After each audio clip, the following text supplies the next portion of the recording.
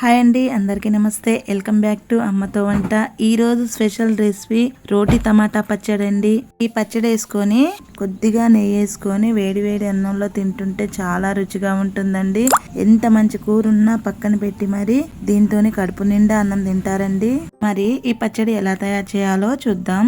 పచ్చిమిర్చిని ఫ్రై చేసుకోవటానికి 1 table spoon నూనె సరిపోతుందండి. 1 టేబుల్ స్పూన్ నూనె వేసుకొని తొడియాలు తీసిన పచ్చిమిర్చి 1 టీ స్పూన్ జీలకర్ర వేసి దోరగా ఫ్రై చేసుకోవాలి.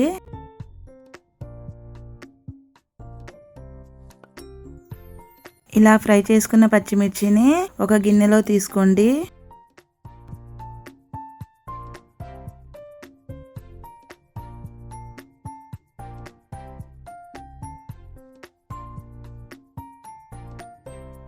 ఫ్రై చేసిన పచ్చిమిర్చిని పక్కన పెట్టి అదే కడాయిలో కట్ చేసిన టమాటాలని వేసి మూత పెట్టి 2 నిమిషాలు టమాటాలని మగ్గనివ్వాలి.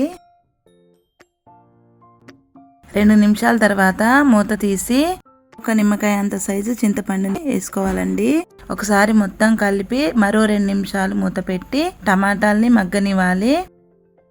ఈ టమాటాలు మగ్గేలోపు మనము పచ్చిమిర్చిని నూరుకుందాం. ముందుగా ఒక 10-15 ఎల్లుల్లిపాయలని వేసి దంచాలి. ఈ టమాటా పచ్చడిలో ఎల్లుల్లిపాయలు చాలా రుచిగా ఉంటాయండి, ఎక్కువనే వేసుకోవాలి. ఇలా దంచిన తర్వాత మనం ఫ్రై చేసిన పచ్చిమిర్చిని కూడా వేసి మెత్తగా నూరుకోవాలి. ఇలా మెత్తగా నూరుకున్న తర్వాత మనము టమాటాలు మగ్గాయో లేవో ఒకసారి చూసుకుందాం.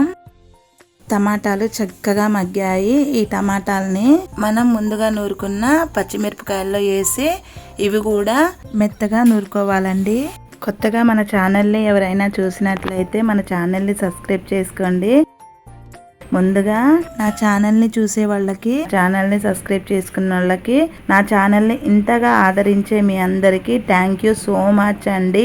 ఈ వీడియో మీకు ఎలా అనిపించిందో కామెంట్ చేసి చెప్పండి. నా వీడియో నచ్చితే లైక్ చేయండి, షేర్ చేయండి, కామెంట్ చేయండి. మరిన్ని వీడియోల కోసం నా ఛానల్ని సబ్స్క్రైబ్ చేసుకోండి. Thanks for watching.